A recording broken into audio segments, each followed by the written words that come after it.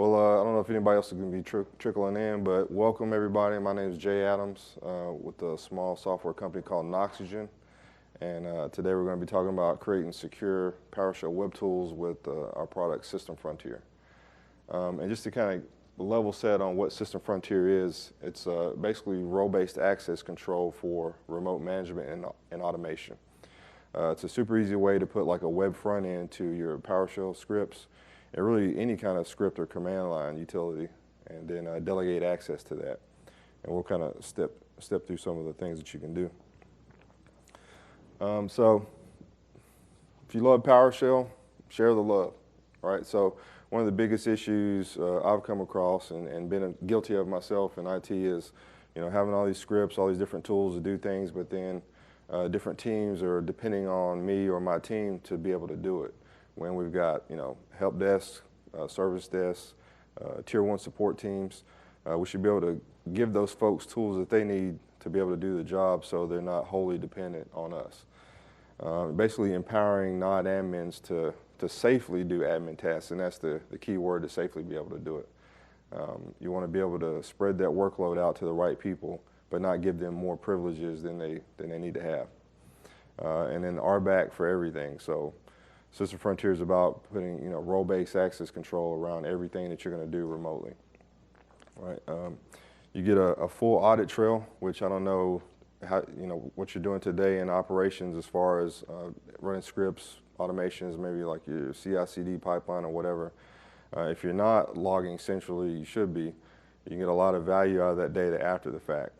With System Frontier, you can take existing scripts, pull them in, and then you automatically get central logging because everything gets logged to a SQL database, and then you can go back and report on it, pipe that into Splunk or your favorite SIM tool or whatever that may be. Another key point is the GUIs that are created in System Frontier are easy to use. So it doesn't require any HTML. You don't have to do any forms design. You basically import scripts. It dynamically builds the forms for you. And the simplicity makes it easy for other team members who aren't necessarily skilled in the shell to be able to run those tools. And it's like low barrier to entry basically. And then every tool that you create in System Frontier automatically has a REST API.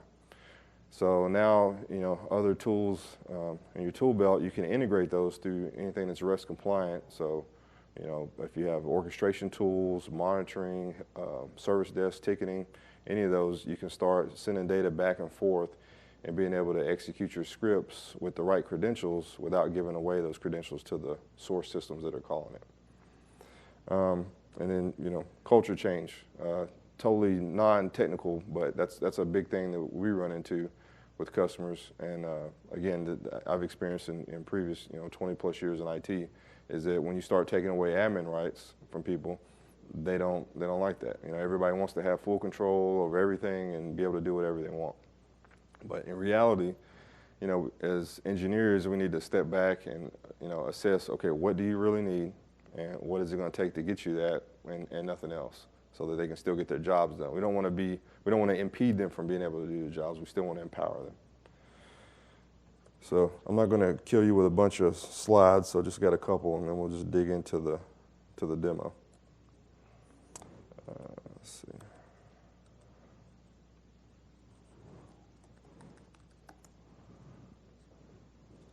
All right, so we're looking at the web interface, and we've got some basic information about the environment that we've got in System Frontier.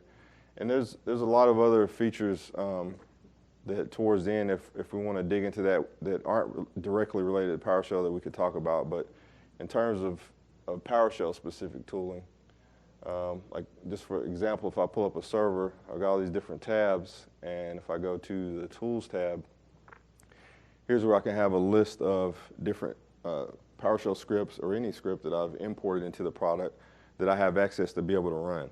Now, as an admin, I will see all tools. So maybe in my environment in production, I've got 100 scripts I've loaded in there, and I'll see all 100 scripts. But a help desk person may only see 20, or a developer may only see the 5 that they need to be able to support their applications, right? So you've got total control over how to delegate those permissions out, and we'll cover that here in a second. But let's, I guess first, let's step through just creating a tool so you can see how easy it is to do that. So to take an existing PowerShell script and turn it into a tool.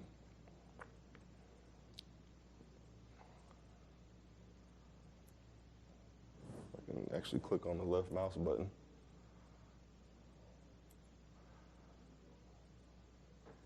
All right, so I've got some tools here that I've already created. And basically the process starting out is you would hit create tool, you would give it a name, description, you could select the category for it, and that's just for organization obviously, and you got control over these different categories. And then you actually select the script that you want to import, and then immediately it imports it. And then once it does, it'll take you to the edit page for that tool. And so here's where we'd actually do the configuration for the tool. So here you can see this is the actual my deploy new build script, and it's a whopping 21 lines of code. So this is all kind of dummy information here, but you can edit the script right in the browser. And for this particular tool, just kind of a arbitrary example of where we want the user to be able to select a build package, and then a target path to deploy it to, and then we'll write out some information. We'll do all the steps that it would take to actually deploy that package, and then let the user know it's done. All right. So again, this is just a basic PowerShell script, no modifications to it whatsoever to be able to make it work in System Frontier. But under this argument section, this is where we take and translate variables that are stored in System Frontier along with information that you can capture from the user, and then pass that to the command line for your script. So is that readable by everybody? Do I need to zoom it in? Or you good? Okay, all right. So like, we got a couple switches that we saw in the script, so build package and share path. So if you look at here where it says custom dev builds, basically what this is saying is we've got some custom fields that we've defined in System Frontier. One's called dev builds and one's called network shares. And down here you can see where we've got those assigned to this tool. And so let's say if I didn't have these yet, I would click on modify there. I would see all the different custom fields that I've got available to me. And these can be like all your standard form fields, so text box, password field, drop down list, a list of check boxes, all those types of things. You would set up the field that you want to capture the data with, and then you would map it to this tool to make it available. So let's say we've done that, and then we basically, when you left click on a variable down here under the custom fields, it automatically copies it to your clipboard, and you just paste it where it should go in the command line. So basically at runtime, and we'll see the form here in a second, when I select the build, whatever that value is, it's going to get inserted where that variable is in the command line. So it does it dynamically at runtime. Then if we step down, we've got this piece called a preprocessor. And basically what this does is, typically it's going to be PowerShell, but it technically could be any code, but this is a way to dynamically populate drop-down lists or any of the custom fields that you have before the form actually loads, right? So like in the case of the network shares here, if you look at line 9, so I want to present the user with a list of network shares on the target server so they have something to pick, so I don't have static values. So I'm basically just, I've got what's called a data bus in System Frontier, and it's basically just taking all the information about the tool, about the things that we're targeting. System Frontier packages that up in a JSON and then passes it to the data bus. And then we consume it through this preprocessor. We unpack it, convert it back to a JSON object, and then like line 9 here, we just check to make sure that that custom field actually exists on the data bus. And if it does, then we're going to set up an array. We'll create a session to that target machine, pull back the SMB shares on it, and we kind of do some calculated fields here to make it look nice and pretty in the drop-down list. But this could be something as simple as, get dash service with no property selected. It'll dynamically and automatically pick the first property as the value of the drop-down list, and the second property will be the display value. So you could, you select whichever properties you want. Here, like I said, we just want to make it look a little pretty. And then we basically take the values from that and then put it back on the data bus by populating that network shares custom field, right? So really simple setup, really simple concept, not a lot of crazy stuff that you have to do to be able to grab data, manipulate it, and then put it back on the data bus so the System Frontier knows about it. And so we do that for these two different custom fields, the network shares and the dev builds. And then at the end, we basically just convert that object back to JSON and pass it back to System Frontier. So the user doesn't see any of this. All this happens in the background, all right? So down here under the permission section, we're basically just saying, okay, which roles that we have defined in System Frontier should have access to this tool, all right? So, we would set up one or more different roles depending on what the needs are, who needs to be able to run the tool.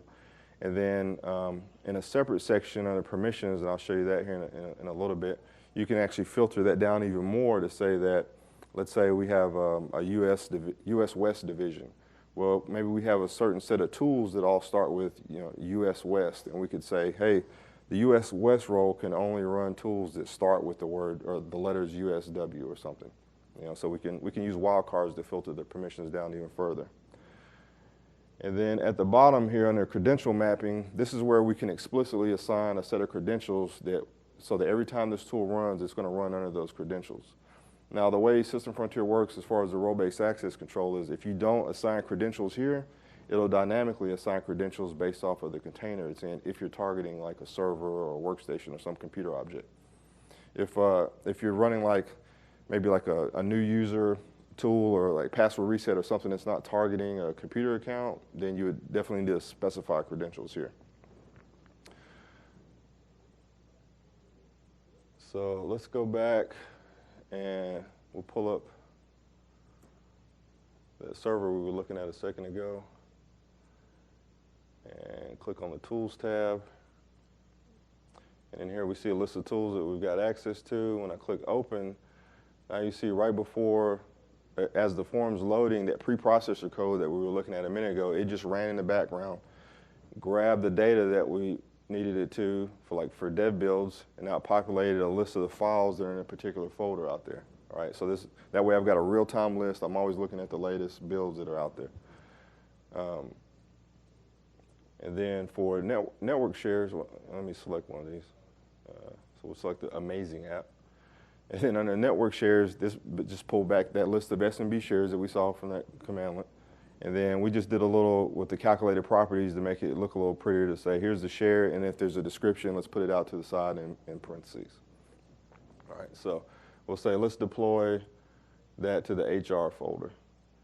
And so now, again, this little web form, it's super basic, but the key is, though, I didn't have to write any HTML to build this. So I could have these drop downs, check boxes. I could have, your standard password fields, all your normal fields like date, time, all those types of things. I can have those in here to capture user input. I don't have to write HTML or design any forms. Yeah. No, not yet. So today, and that's on the roadmap for a future release, but today the way it works is basically you do all the work ahead of time before the form loads and then display that information to the form. Users fill out, do whatever you need them to do, and then all that gets passed through the script and gets executed. So it's kind of a one-step approach. In a future release, we're going to have kind of what you're talking about where you kind of do conditionals. I'll populate something here, and those values determine what I can do in the next one. Also be able to step through like a wizard. So more complex. Today, the forms in System Frontier are kind of very simplistic by design, so we're looking to evolve into that. That's a great question. So I filled out my information here. I hit run, and I'm only running this on one machine, but you're going to see this kind of summary tab here because I don't have to just run it on one thing. I could run this on 100 things or 1,000 things. System Frontier would multi-thread and parallel execute that for me. So my code doesn't have to do anything with jobs or threading or any of that. If I have a script that can do something on one object, System Frontier can scale it out to run on as many objects as I need and kind of takes that headache away from me. So again, this is just a arbitrary example, but we copied that zip file, unpacked it out there to the target share, and of course, in a real world, you'd be doing all this in your CI/CD chain, so you wouldn't be doing it from a tool. But just kind of want to give you an example of taking an existing script, pulling it in, and how easy it is to do that. There's not a ton of work around that. So now this output we're seeing here, this is just the raw output from the shell, right? So that's the default. You can also do HTML as well. So, and you guys feel free to stop me at any moment with questions, because I know I talk very monotone. So let's see, let's try this one. So this is just getting some, actually this may not be the HTML example. I don't think it is, no.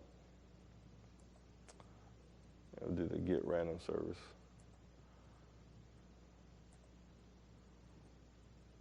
So here, this is just like some, super sample script where it's just getting a random set of 5 services off the box. But the whole point is just showing you that here I've got some, HTML output, and that could be whatever you want it to be. And if we actually go look at the code for this real quick,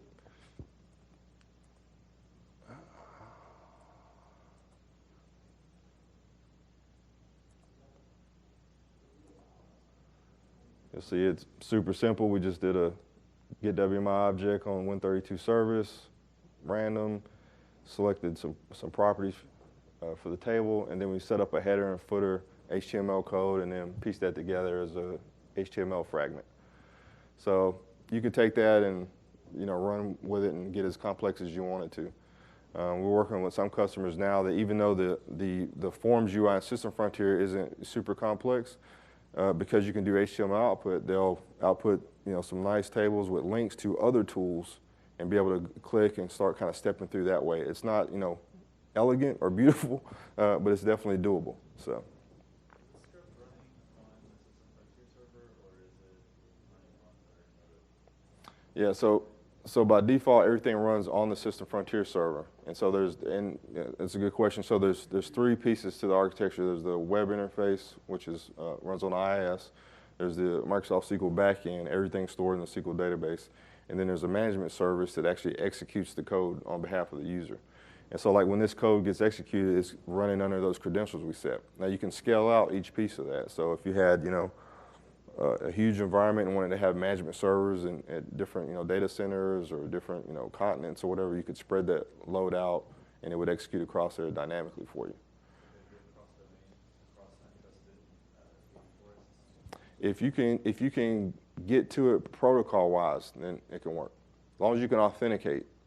So like it may not be trusted, but if you can put credentials for that domain in System Frontier or that work group or that SSH device and can connect to that over whatever that protocol is, then you can do it from System Frontier.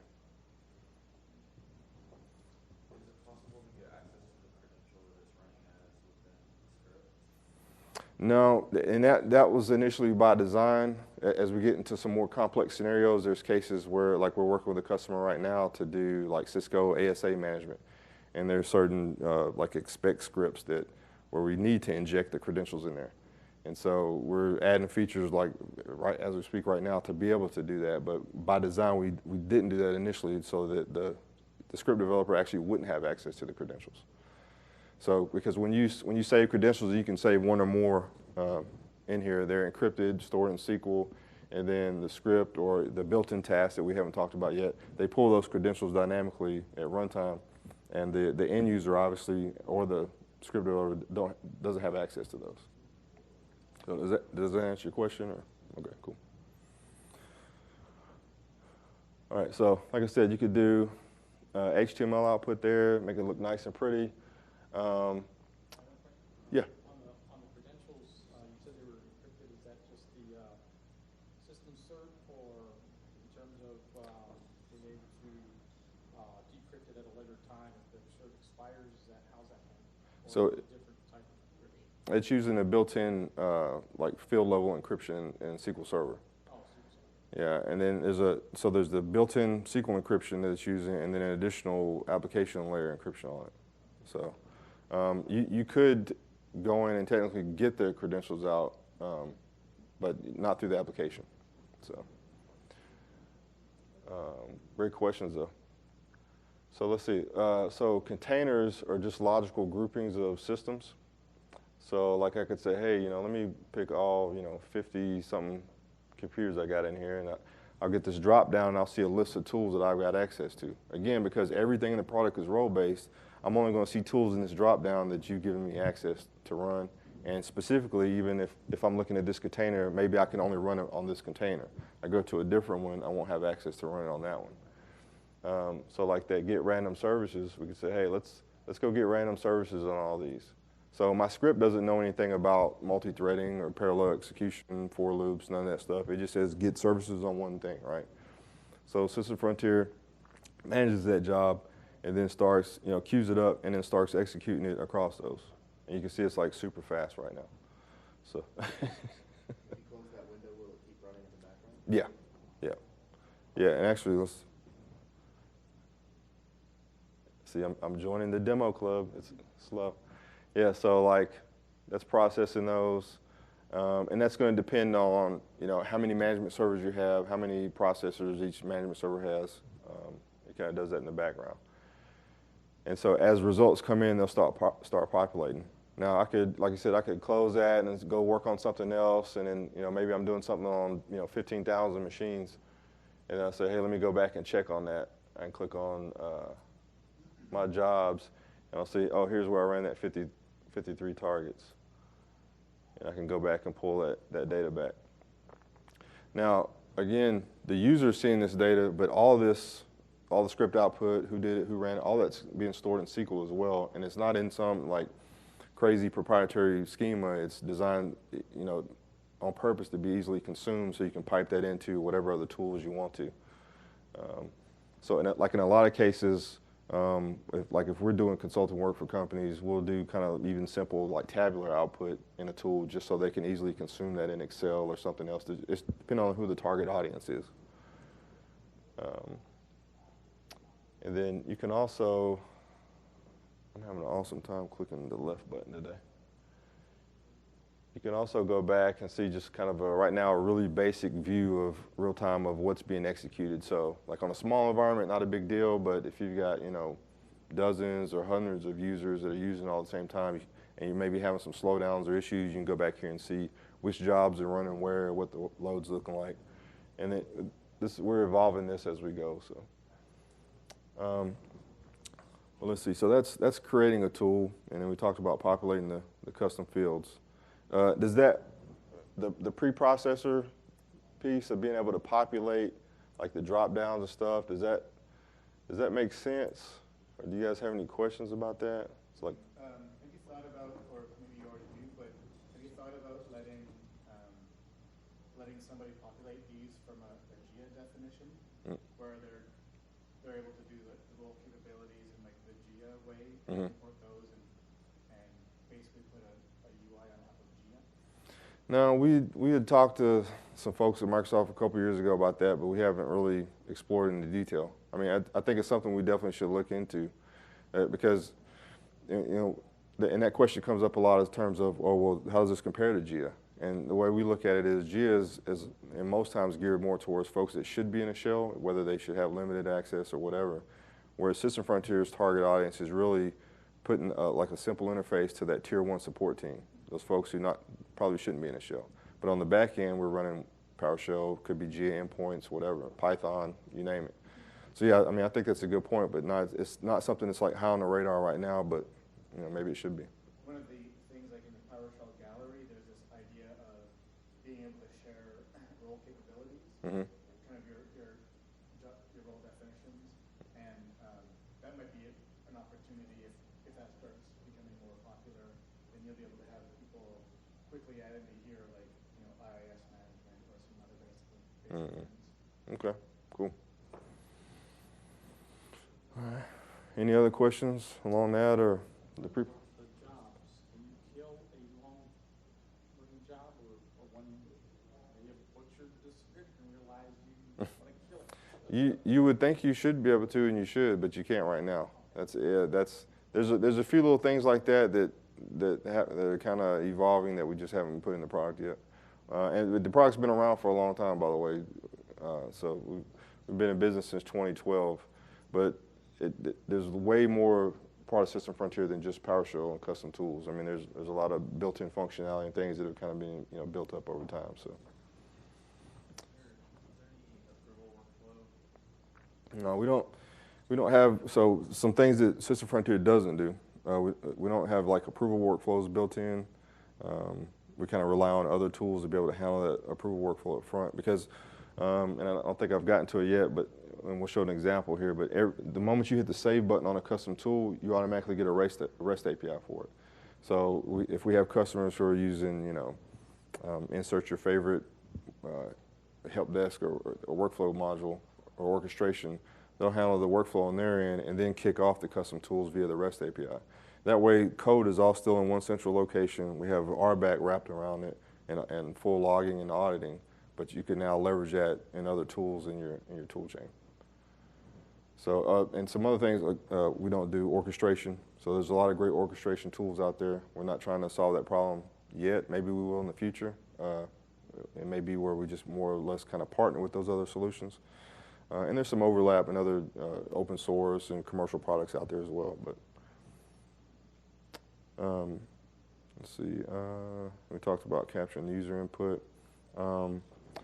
So, like I said, with the preprocessor, we've got these two fields in here. This could be as many fields as you have on the form, and it's all super easy. Like I said, like getting a list of these dev builds. We just did the get child item, all the zip files, and selected our two properties so that the full name went in the value of the drop-down list, and the name was a display name. If it was a text field, it would just pick the first value and just display that in the text field. So.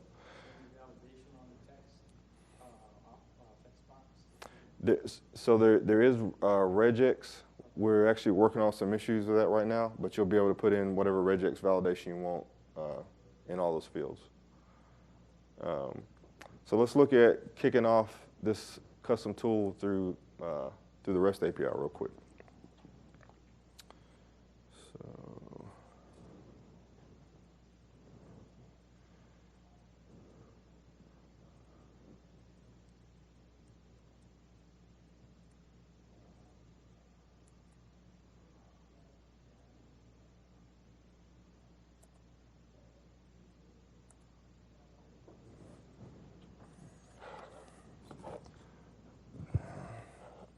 This is less than ideal. But, sorry.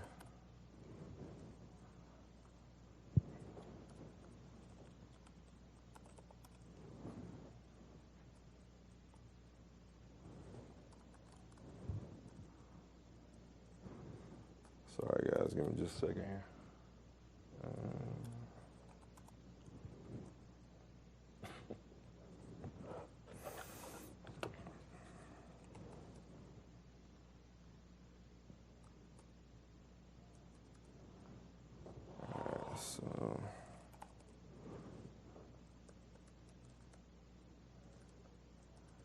So I've got a sample script that I've already put together to call one of the custom tools in this lab instance here. You didn't actually need to run PowerShell to happen, right? No, that's just habit. In fact, I just wanted to double check. yeah. No, and that's the thing. I could be just a plain domain user with no rights whatsoever at all, and I can only run the tools that you give me access to. So there's no need for me to use. And you guys don't get mad at me because I'm not using ISC or VS Code right now. Okay, so I know this is going to be on YouTube, but so basically we just set up the path to our System Frontier instance and then the /API job. We create this array for the task list, and the task list is the actual custom tool that we're running. Now, one difference with the API is in the UI, you can only run one tool at a time. You can run one tool on one thing or multiple things. Through the API, though, you can run 10 tools across 10,000 things. So the UI is a little actually behind on the API itself. So then we set up our parameters here.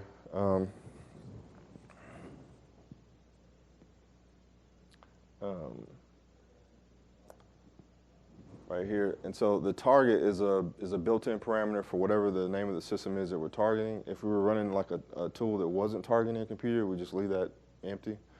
And then also, if we had other custom fields like where we did the dev builds and the target share path or whatever, you would put those here to be and then populate those with values to be able to pass to that custom tool.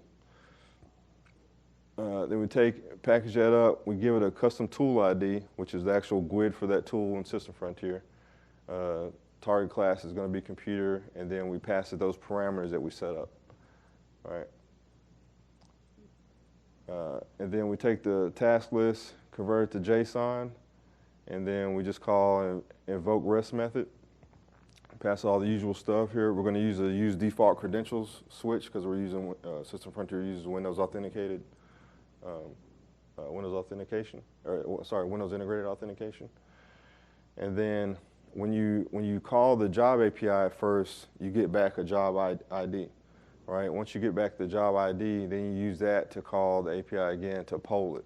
So because you're not always running against one thing, if you're running against a ton of things, you're going to keep polling the API to see what the progress is looking like. And then down here, which says job results, URI, that's where we're actually polling it. We're looking for different statuses, and all these statuses are documented on systemfrontier.com.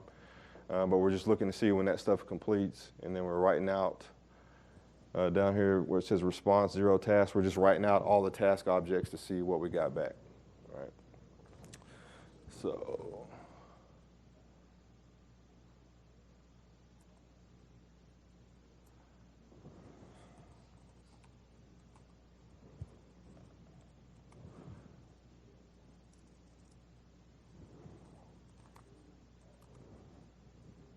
Let's run that. We got back our job ID. It's polling. Job's already complete. And if you look, this was that get random services. So you can see under the results section all that HTML that we were writing out in the HTML code there. So again, super easy to call it through PowerShell.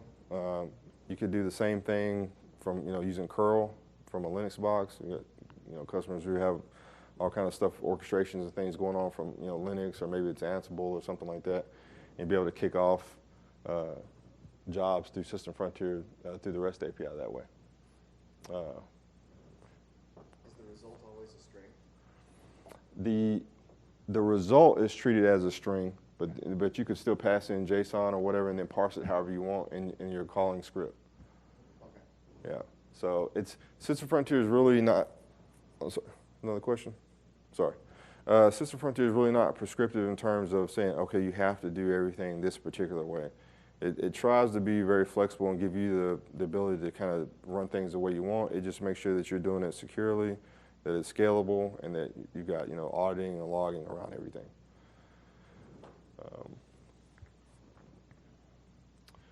So let's see, that's running, kicking off a tool over the REST API.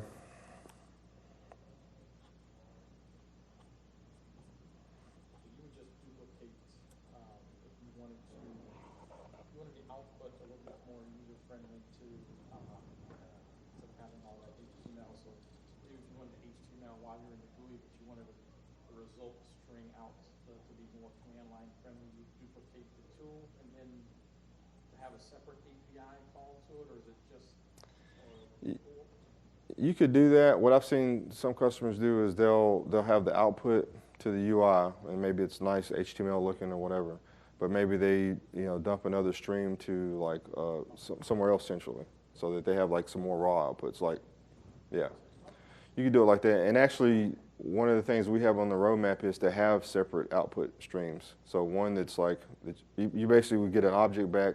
You could say, hey, I want to render it this way, but I want to store it this way. And so like through the API, you get the raw data. Yeah.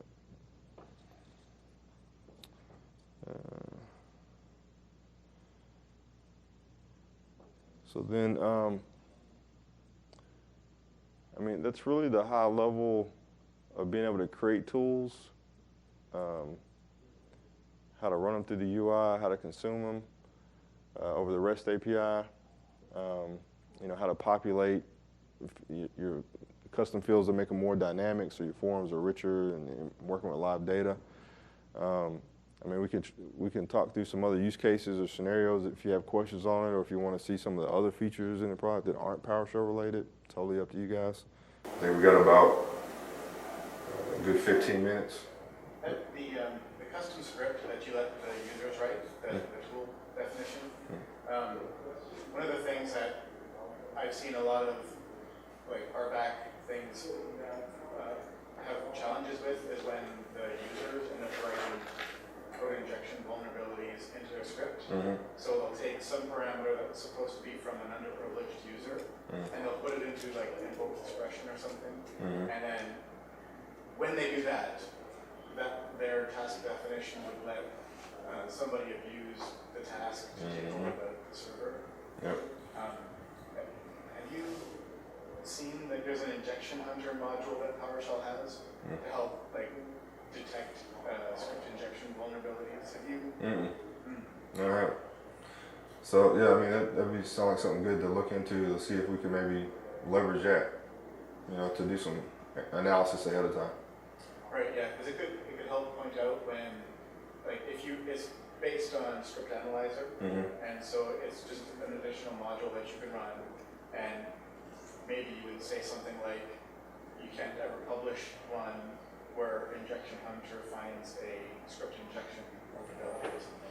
Yeah, that's a good point. Do your end users have access to the Tools tab, or is that a separate permission set? So they have access to the Tools tab, but they only see tools that they have access to. So they can create the tool during the Tools tab. Only if again, everything is role-based, so only if they have a permission to create tools. Yeah, so I could just be a consumer of tools and that's it. So I pull up System Frontier, I just see the stuff I can manage and the tools I can run. Yeah, but Lee, back to your point. So yeah, so some of the stuff we're looking at rolling out is like support for like Git, like GitLab, TFS, things like that, to be able to tie into source control, and kind of looking at almost like a kind of an eventing model to make that easy for people to write plugins for that. So maybe something like the script hunter might be like, oh, that's just another plugin. Like we just scan it. If it doesn't pass that gate, then it gets kicked back, and you can't get checked in or something. Right. So. Yeah, we wrestled with that very, very heavily in Windows. There's a kind of an equivalent boundary that PowerShell has called constrained language when a machine's locked down, and we just had to go on this big hunt finding inbox modules that didn't realize it, but they had script injection vulnerabilities, and so it's a scourge. Yeah, that's the thing with being, I guess, being so flexible in terms of giving the user the ability to kind of do whatever they want. You open up to them doing the stuff they shouldn't be doing, even other admins. So, we try to protect against that as much as possible, but it's a lot to do with standards, compliance, and best practices. So I would almost think just looking at some service, it actually won't necessarily be able to pass in some of these rich object things. Like you could put a bunch of like typecasting parameters that be able to kind of flatten out or just error back when they're trying to do something. Right? Well, one thing that I've seen a lot is people using invoke expression anyways when they just need to call a command. And so they'll do something like invoke expression and then quotes get process dash name and then whatever you passed in. And then you just pass in foo semicolon, restart computer, and you're like, that's just a simple string, and now it's taking over these servers. Yeah, it's like SQL injection for PowerShell. So yeah. Can you talk about the RBAC setup on the AV side as well? So you manage computers physically, and you also manage AV containers as well. So in terms of would it be a schema when you deploy, or is it like you just point it to the groups? Or? So the good thing about System Frontier is few things. There's no schema changes necessary. It's not dependent on any shadow objects or shadow AD.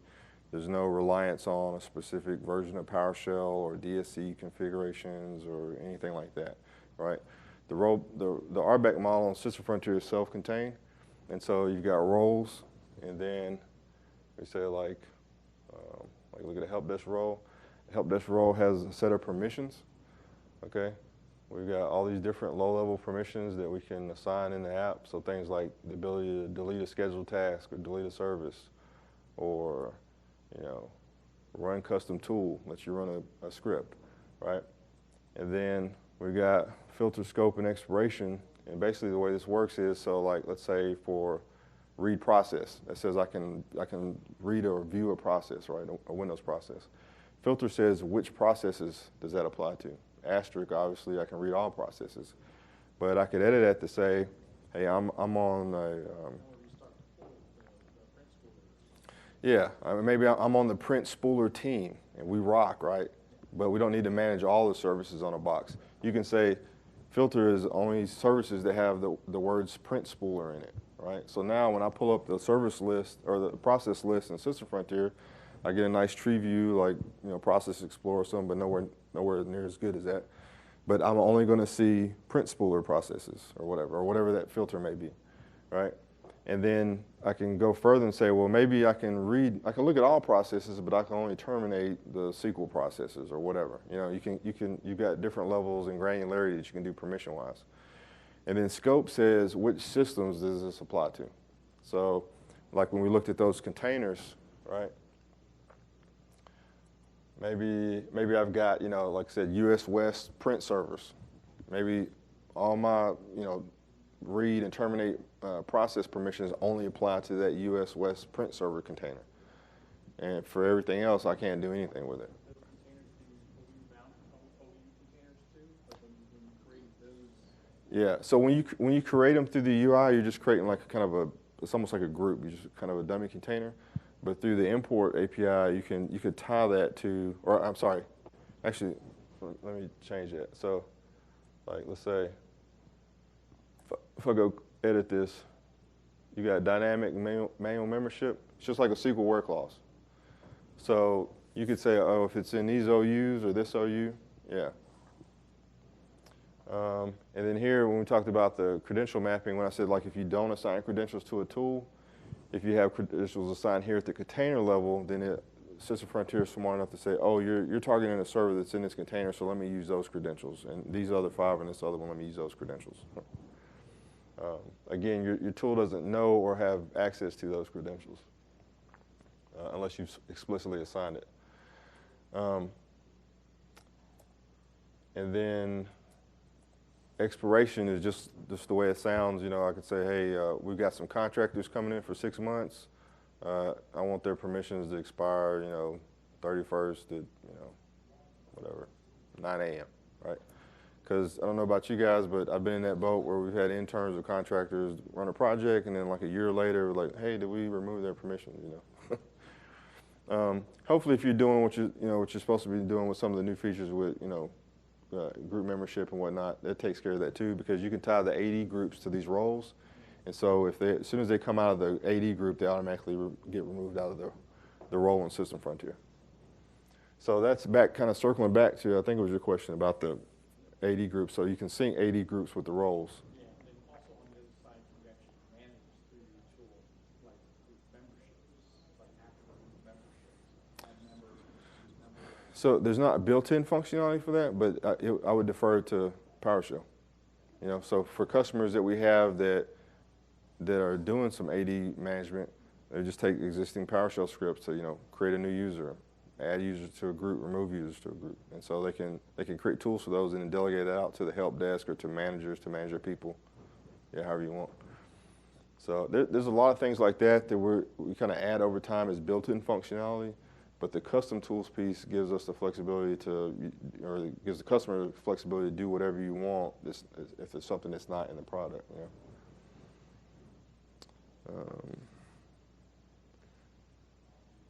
So I mean, and there's a lot of different use cases. Like I said, AD management, server management is kind of what the product's really core competency is.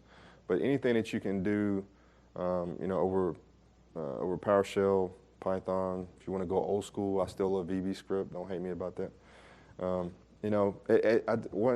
cool thing I like to do sometimes to show a customer, you can take like a bash file from 15 years ago, import it, save it, and now you got a REST API, and I can call it from whatever I want. So my bash files are like cool again, So, yeah.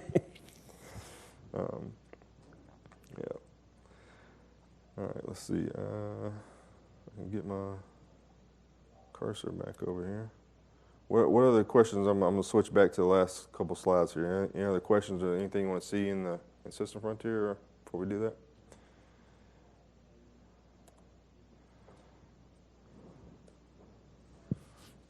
So, and we kind of touched on this before about GIA. GIA is great, but for most use cases, it's for sysadmins or junior admins or people that need to be in a shell, even a constrained shell. Whereas System Frontier is really not trying to focus on that problem. It's more about simplifying least privilege, giving users an easy-to-use UI, really targeting that tier 1 support team so that engineers can get more off their plate onto those first-level support folks. That way you can focus on more proactive stuff, latest technologies, whatever.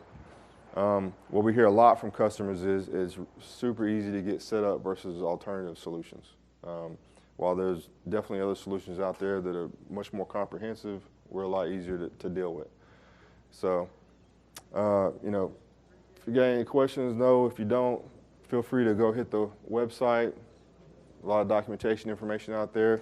I got some cool laptop stickers up front, business cards. If you got more questions and want to talk later, love to get you guys' feedback. So, appreciate your time. All right, thank you.